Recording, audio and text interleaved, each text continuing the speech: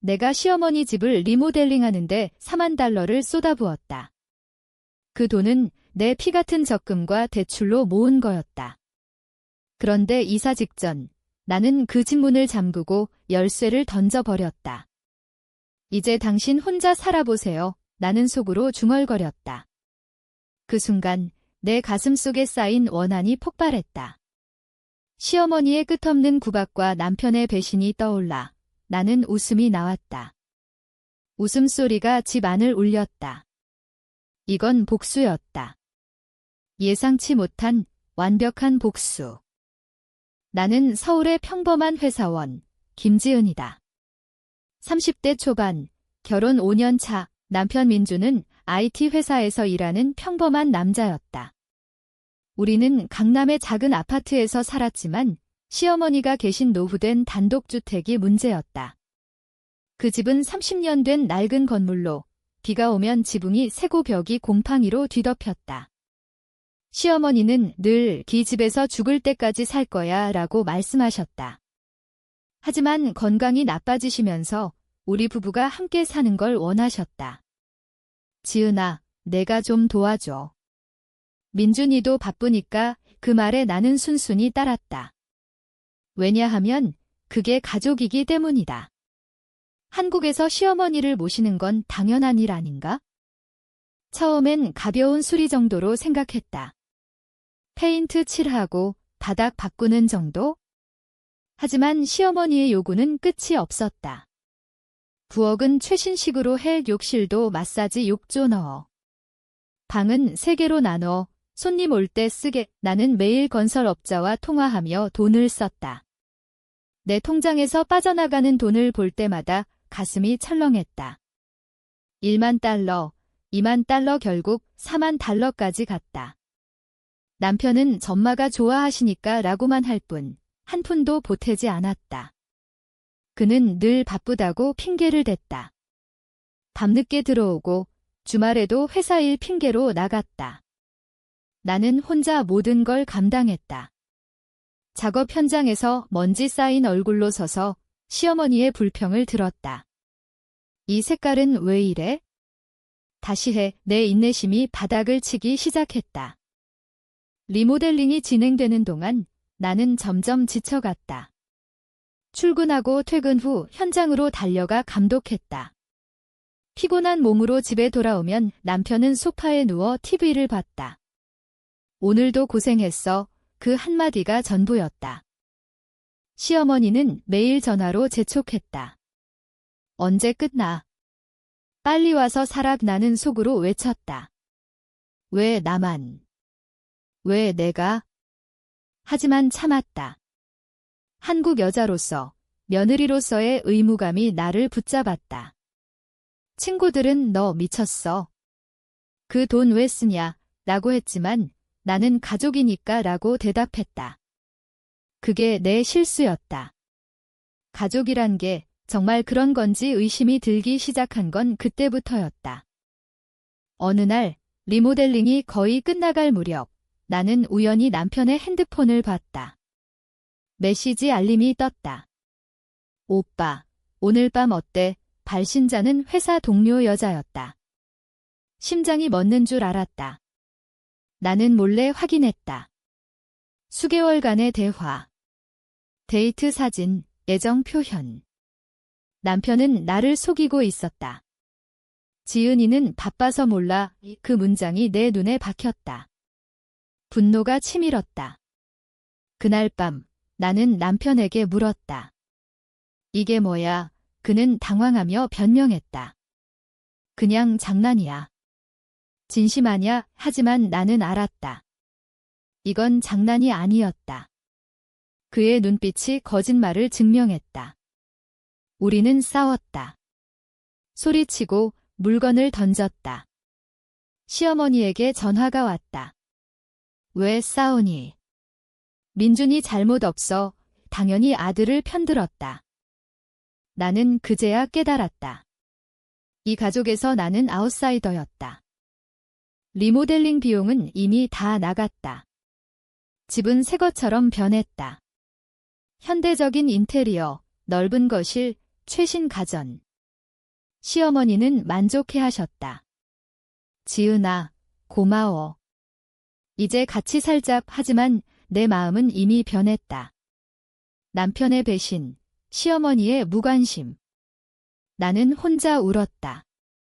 밤새워 생각했다. 왜 내가 희생해야 하지? 왜 내 인생을 포기해야 해? 다음 날, 나는 변호사를 만났다. 이혼 서류를 준비했다. 그리고 집 문서를 확인했다. 그 집은 시어머니 명의지만 리모델링 비용은 내 돈 법적으로 청구할 수 있었다. 하지만 나는 더 큰 걸 선택했다.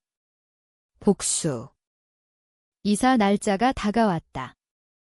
트럭이 짐을 싣고 집 앞에 섰다. 시어머니와 남편이 기다렸다. 나는 미소 지으며 다가갔다. 준비됐어요. 그들은 고개를 끄덕였다. 하지만 나는 열쇠를 내밀지 않았다. 죄송해요. 마음 바뀌었어요. 그들의 얼굴이 창백해졌다. 뭐라고? 남편이 소리쳤다. 나는 차분히 말했다. 이 집, 제가 산 거예요. 비용 청구권으로 사실이었다. 변호사가 조언한 대로 나는 비용을 청구하고 소유권을 주장할 수 있었다. 시어머니가 울부짖었다. 내가 어떻게, 나는 대답했다. 당신들이 어떻게 나한테 그랬죠? 그 순간 자유를 느꼈다. 약 1022. 트럭이 떠난 후 집안은 고요했다.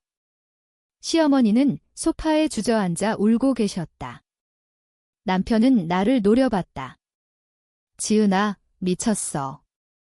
이게 무슨 짓이야? 나는 차갑게 웃었다. 미친 건 너지? 내가 날 배신한 순간부터 그는 입을 다물었다. 그날 나는 집을 나왔다. 강남 아파트로 돌아가지 않았다.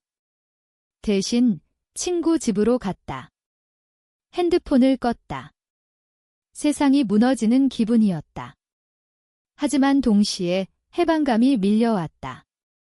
더 이상 참지 않아도 된다는? 그 후 며칠 전화가 쏟아졌다. 남편의 사과, 시어머니의 저주.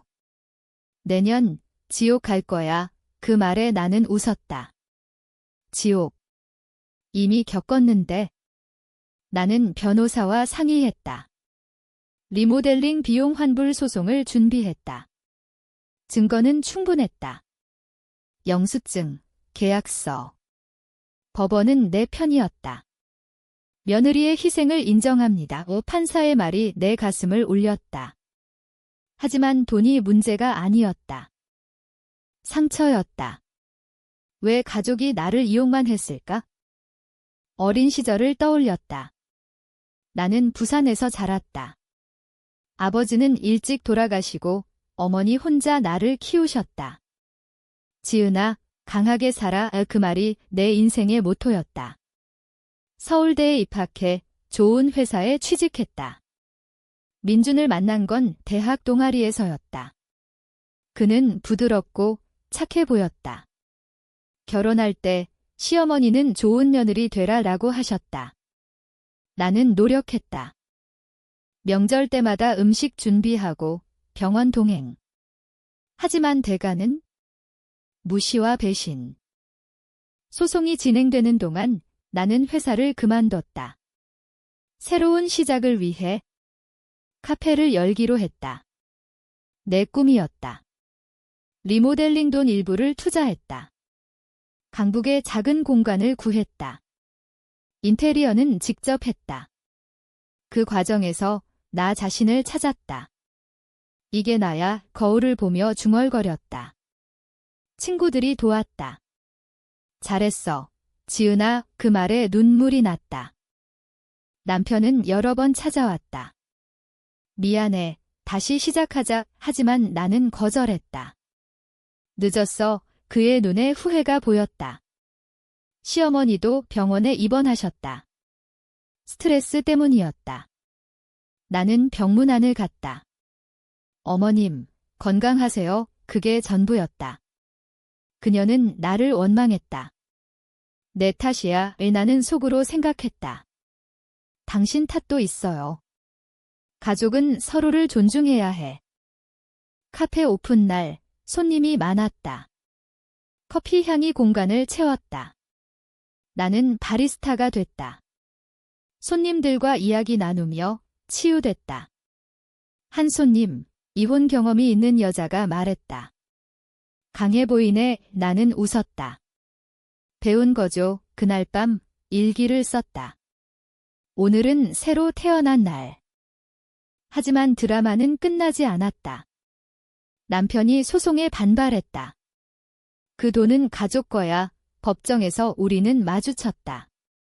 그의 변호사가 말했다. 감정적 결속을 고려하세요. 나는 반박했다. 결속.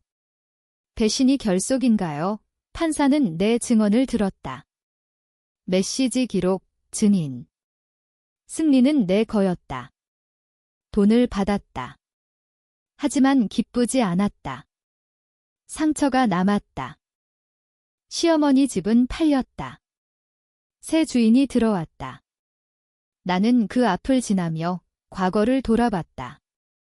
잘가 이 속으로 인사했다. 이제 내 인생이었다. 카페는 번창했다.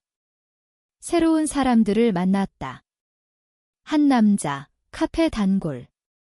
그는 조용히 웃으며 말했다. 커피 맛있네요. 대화가 시작됐다.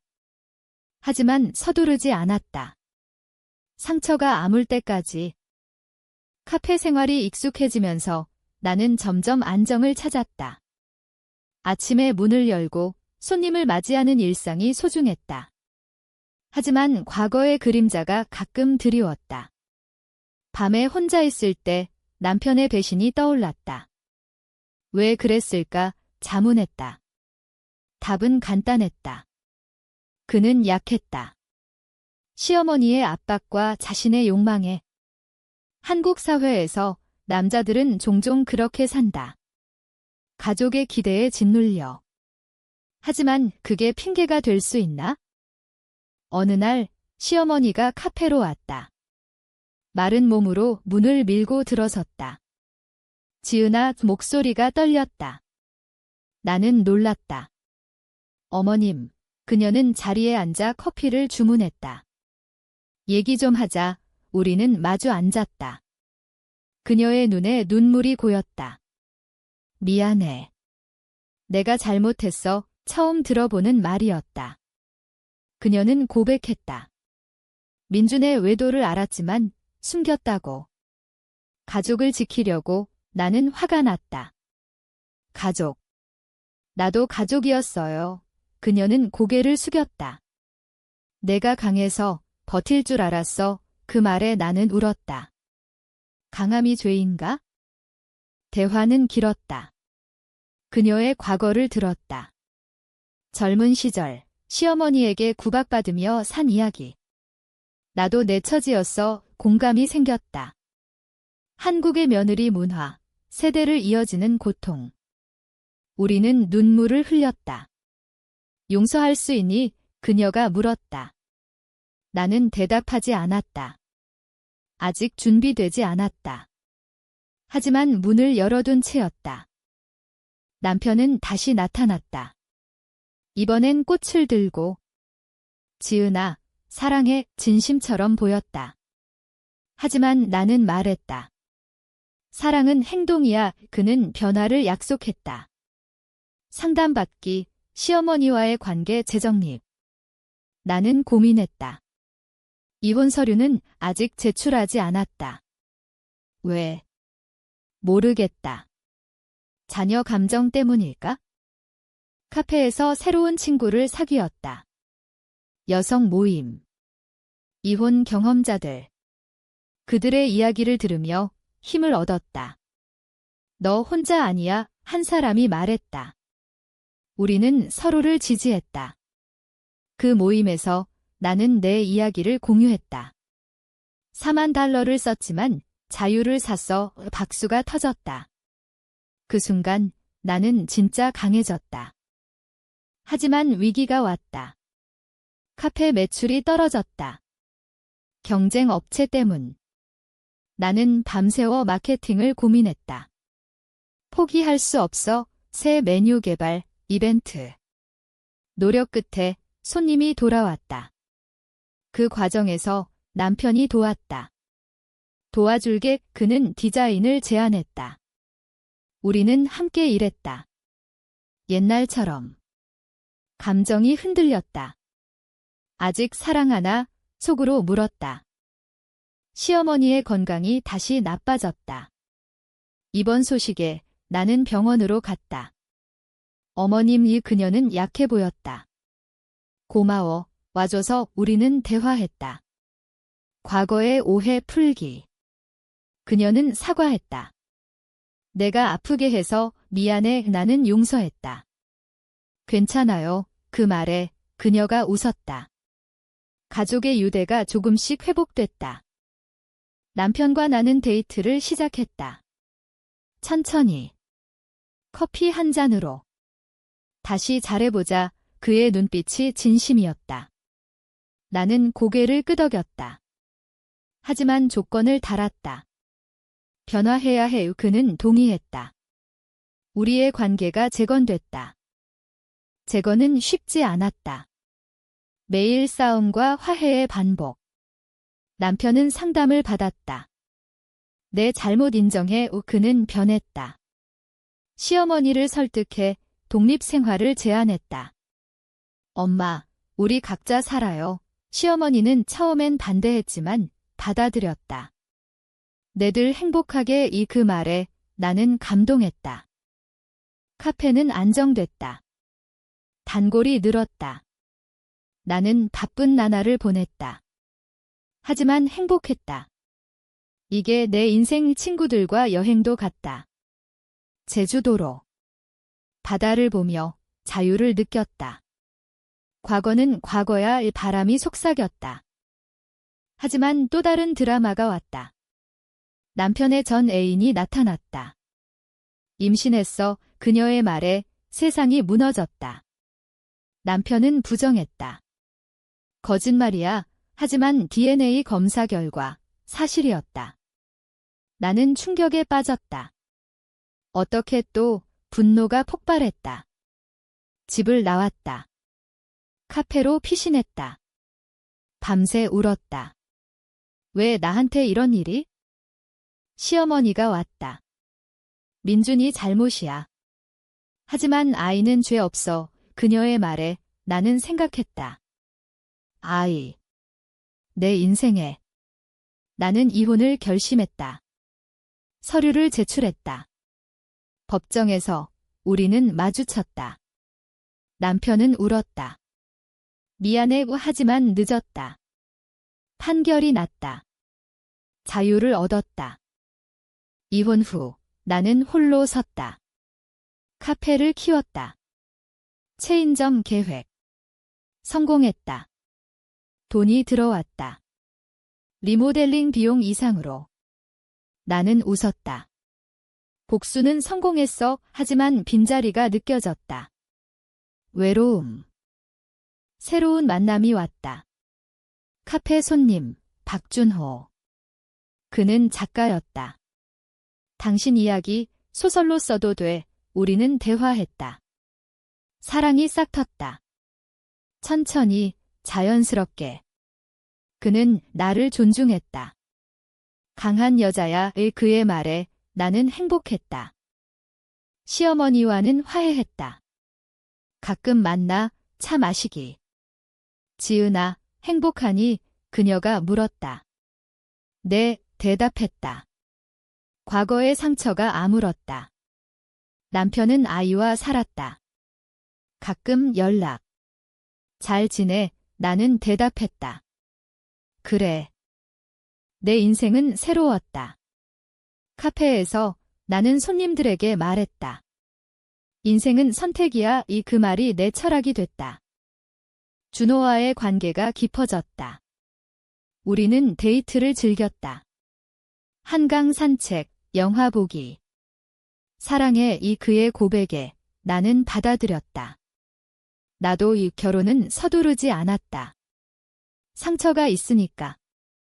하지만 미래를 꿈꿨다.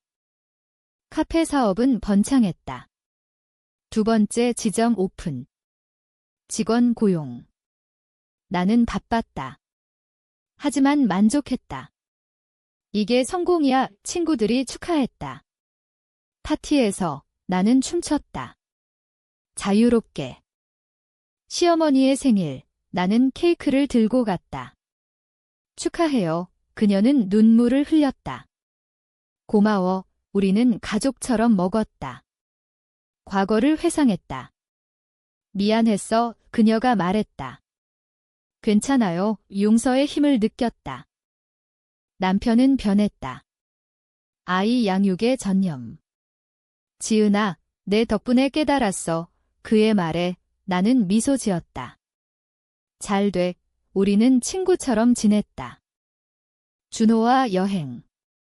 유럽으로. 파리에서 그는 프로포즈했다. 결혼하자. 나는 예스라고 했다. 행복이 밀려왔다. 결혼식은 작게.